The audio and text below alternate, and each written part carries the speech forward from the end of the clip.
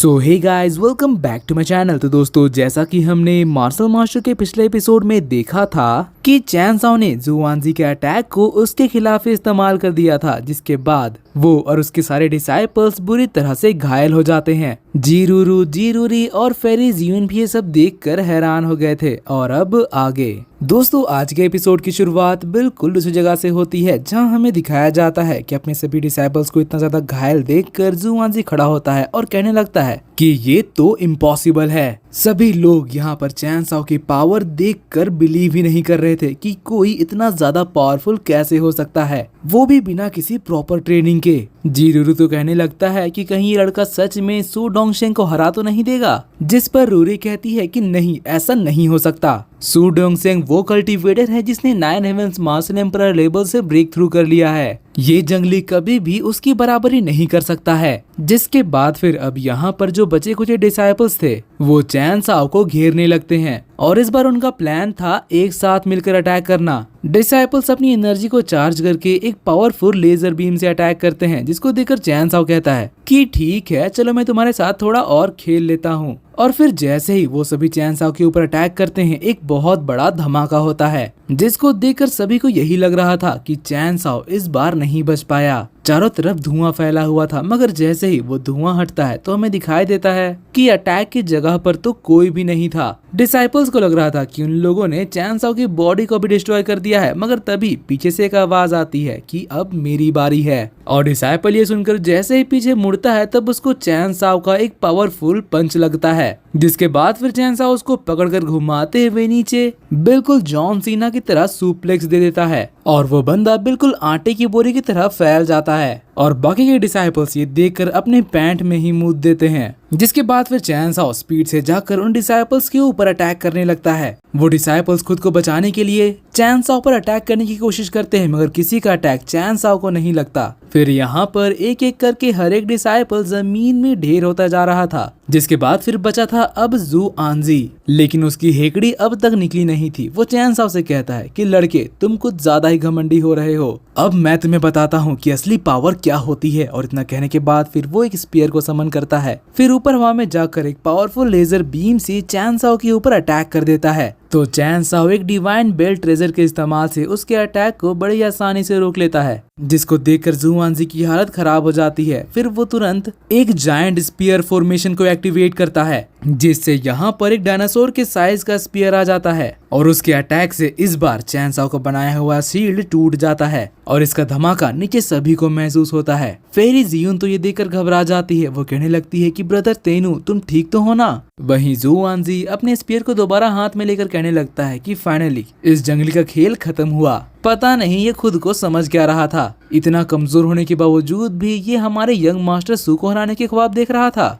अच्छा हुआ कि इसकी मौत यहीं हो गई। मगर तभी वहाँ पहाड़ों के बीच से एक बड़ा सा धमाका होता है, जिसके इम्पैक्ट से जुआनजी उड़ते हुए नीचे जमीन में गिर जाता है। वो इस अटैक से काफी ज्यादा घायल हो गया था, मगर उसे अभी कुछ समझ नहीं आ रहा था कि आखिर ये अटैक करने वाला है कौन। वो उठकर इधर उधर देखता है, मगर चारों ओर बस धुआं ही धुआं था। जिसके थोड़ी देर बाद जैसे ही यहाँ पर धुआं हटता है, हमें चैन साओ को दिखाया जाता है, जो कि बिल्कुल सही सलामत था। फेरी जियून ये देखकर खुश हो जाती है। वहीं बात करें जुआनजी की, तो उसके आंखों में अब आंसू आ रहा था। चैन साओ के ऑरा से जो पार्टिकल्स निकल रहा था, वो जैसे ही जुआनजी के कंधे पर गिरता है, उसकी पूरी बॉडी वहीं फ्रीज हो जाती है। फिर चैन साओ एक बड़े से ग्रेविटी फॉर्मेशन को एक्टिवेट करता है, जिससे इस बैटलफील्ड का पूरा ग्रेविटेशनल प्रेशर बदल चुका था। जीरूरू कहता है कि इस फॉर्मेशन का पावर तो सच में ओवरवेलमिंग है। वहीं जुआनजी के हाथों से तो अब उसका स्पीयर भी छूट चुका था। चैन साओ फिर अपने हाथ में एक इनहेंसमेंट मैजिक करता है और सीधे जाकर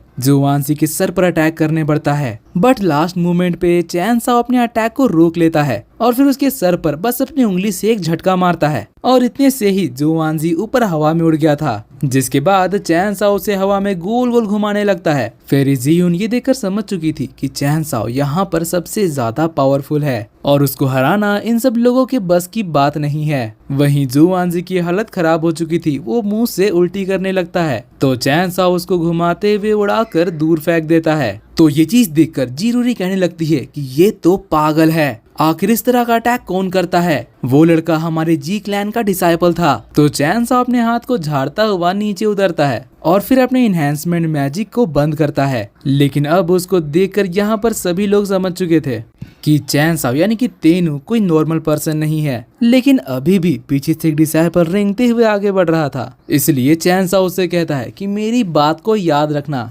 कि अगर वो सू डोंगशेंग दोबारा यहाँ आने की हिम्मत भी करेगा तो उसको मेरा सामना करना होगा और उसका भी मैं वही हालत करूंगा जो मैंने तुम लोगों का किया है। फिर इतना कहने के बाद चैन साओ यहाँ से जाने लगता है, जिसके बाद सीन चेंज होता है और हमें सू डोंगशेंग के मास्टर को दिखाया जाता है, जिसके पास एक मैसेंजर आकर बताता है कि एक तेनू नाम का लड़का सू डोंगशेंग को चैलेंज कर रहा है और उसको अभी तक की सारी बातें बता देता है। तो ये सब सुनने के बाद वो मास्टर सीधे उड़ते हुए जी क्लैन के काउंसिल हॉल की तरफ निकल जाते हैं। मगर इधर काउंसिल हॉल में तो ऑलरेडी वो गुस्से वाला डिसाइपल जी क्लैन के मास्टर से तेनू यानी कि चैन साओ की कंप्लेन कर रहा था। वो कहता है कि तेनू हमारे ट्रेनिंग कैंप में काफी ज्यादा हड़कंप मचा रहा है। मगर ये बात सच है कि उसके पास सीरियस स्ट्रेंथ है। हमारी जी फैमिली को एक ट्रेजर मिल चुका है, जिस पर वो बुड्ढा एल्डर कहता है कि हाँ, वो लड़का हमारे लिनिएज को आगे बढ़ाने में काफी ज्यादा मदद कर सकता है। तभी पीछे से एक आवाज आती है कि मैं ये नहीं मानता। ये पर्सन कोई और नहीं बल्कि सू डोंगशेंग का मास्टर था। वो कहता है कि उस लड़के के बैकग्राउंड के बारे में किसी को नहीं पता है, इसलिए उसको हम अपने एंसेस्ट्रल ग्राउंड में एंट्री नहीं दे सकते हैं। तो इस पर जी क्लैन का मास्टर कहता है कि मुझे उस लड़के में कोई प्रॉब्लम नजर नहीं आ रही है, वो हमारे एंसेस्ट्रल ग्राउंड में एंटर कर सकता है। मगर इस चीज से वो मास्टर बिल्कुल भी खुश नहीं था और कहता है कि उस लड़के का कहना है कि वो फॉलन ब्लड माउंटेन से आया है, मगर हमारे पास उसको वेरीफाई करने के लिए कुछ भी नहीं है। अगर उसके इरादे गलत हुए तो फिर बाद में हम लोग इससे डील कैसे करेंगे? हमारे एंसेस्टर लैंड में हमारी जी फैमिली की काफी सारे सीक्रेट्स हैं, हम किसी अननोन को इसका एक्सेस नहीं दे सकते हैं। अब इस पर जी क्लैन के मास्टर कहते हैं कि एल्डर ब्रदर, तुम बहुत चिंता करते हो। जब तक हम लोग जी क्लैन को गार्ड कर रहे हैं तब तक कोई भी इस जगह पर कुछ नहीं कर सकता। उस लड़के के पास काफी सारे ग्रेट डाओ मेल्टिंग फ्रूट्स हैं जो कि उसने डाओ माउंटेन से हार्वेस्ट किया है और साथ ही वहां फाइट में मोक युआन को बुरी तरह से घायल कर दिया। तो बताओ, क्या हम इतने ज्यादा पावरफुल पर्सन को इस तरह से अपने जी क्लैन के हाथों से जाने दे सकते हैं? तभी पीछे से वो गुस्से वाला एल्डर कहने लगता है कि नहीं, ऐसा जीनियस किस्मत से मिलता है। अगर जी प्रीफेक्चर के बाकी क्लैंस को इस लड़के के बारे में पता चला तो वो सभी क्लैन इस लड़के को अपने क्लैन में लेना चाहेंगे। तो फिर ये सुनकर वो एल्डर अब ग्रेट एल्डर से पूछने लगता है कि बताइए, आपका इस पर क्या कहना है? क्या हमें उस जंगली को हमारे एंसेस्टर ग्राउंड में एंटर करने देना चाहिए? अब ये चीज सुनने के बाद ग्रेट एल्डर कहते हैं कि ये लड़का अगर सू डोंगशेंग को हरा पाता है या नहीं, वो चीज अभी देखना बाकी है, फैसला उसके बाद लिया जाएगा। तो इसके बाद फिर वो एल्डर यहाँ से चला जाता है। फिर सीन चेंज होता है और हमें चैन साओ को दिखाया जाता है जो कि बैठकर अपने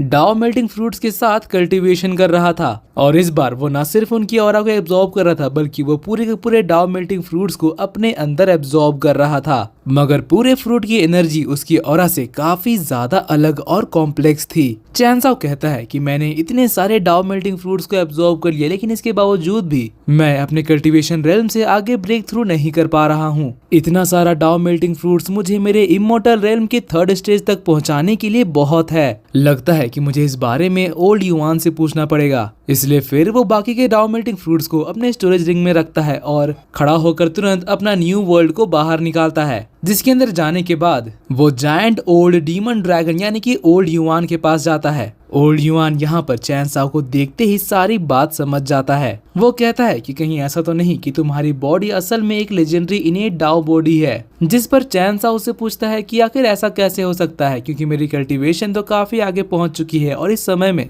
इनेट डाओ बॉडी का फॉर्म होना नेक्स्ट टू इम्पॉसिबल है। और ये सब कहते हुए चैन साओ ब्लड सोल क्रिस्टल और डाओ मेल्टिंग फ्रूट्स को निकालता है ताकि वो उनके बारे में ओल्ड युआन से पूछ सके। अब यहाँ ओल्ड युआन उन दोनों को देखकर कहता है कि इनमें तो डीमन कॉन्टिनेंट के एंडलेस लॉज हैं और तुम्हारे डाओ फ्यूजन हर में भी अनगिनत लॉज हैं। दोस्तों यहाँ मैं आपको बता दूं कि लॉज का मतलब फॉर्मूला या फिर अटैक का टेक्निक होता है। इन फॉर्मूलाज और टेक्निक्स का इस्तेमाल कल्टीवेटर्स अपनी अटैक पावर को बढ़ाने के साथ साथ अपनी कल्टीवेशन को इम्प्रूव करने में भी इस्तेमाल कर सकते हैं, और साथ ही दूसरे रूल्स के साथ इनको कंबाइन करके वो लोग नए अटैक भी बना सकते हैं। फिर ओल्ड युआन बताता है कि अभी जो तुम्हारा करंट सिचुएशन है उसका हल इन दोनों के कॉम्बिनेशन में है। तो फिर ये सुनकर चैन साओ तुरंत वहीं बैठकर उन दोनों को कंबाइन करने लगता है। चैन साओ यहाँ पर उन दोनों के रूल्स और लॉज को मिलाने की कोशिश कर रहा था ताकि वो उन दोनों को एक साथ एक एंटिटी के रूप में एब्जॉर्ब कर सके, मगर चैन साओ की इतना कोशिश करने के बावजूद भी इसमें वो सक्सेस नहीं हो पाता।